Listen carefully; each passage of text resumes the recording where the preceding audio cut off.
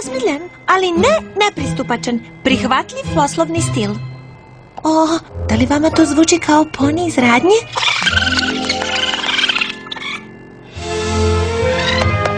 Žao mi je što ste čekali. Imamo problema sa osobljem u radnji danas. Pa, i dalje nisam dobio odgovor o broju vlakana. Ovde, u Rarity za vas, naši trgovci prko se pokušajima da se kvalitet izrazi količinom, ali sigurni budite da će vam zavideti svako ko vas vidi. U tom slučaju uzet ću 3.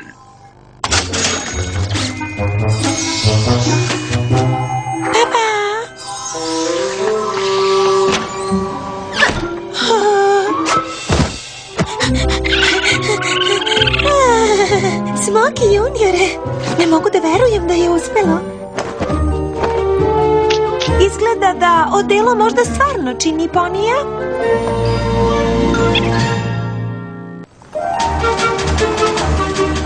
Ne znam za tebe, ali ja danas ceo dan moram da kupujem. Iako mi jedan poni prodavac ne zadovolji, pa izričito ću naglasiti svoje nezadovoljstvo. O, što si pokvarena! Canterlotska modna revija ili ne, prosto ne mogu da ostavim Fluttershy da se sama nosi sa ovim main hejterima.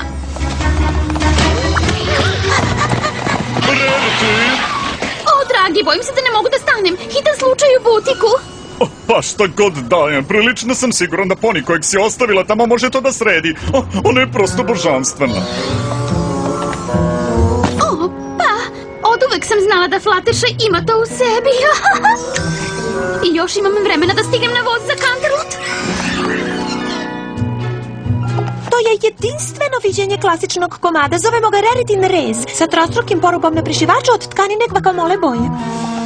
Zar ne misliš epoleti? Da sam mislila epoleti, onda bih to i rekla. Naravno, tako je jedinstveno, tako moderno. Mora biti moje.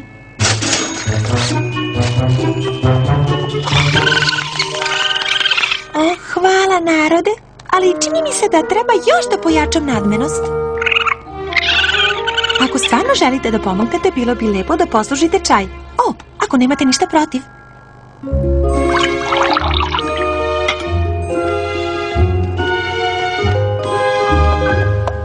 Volim modne dodatke koji su odvažni i sjajni. A ovde ne vidim ništa ni izbliza odvažno i sjajno. Bojim se da odvažno i sjajno neće ići uz čitavu vašu figuru.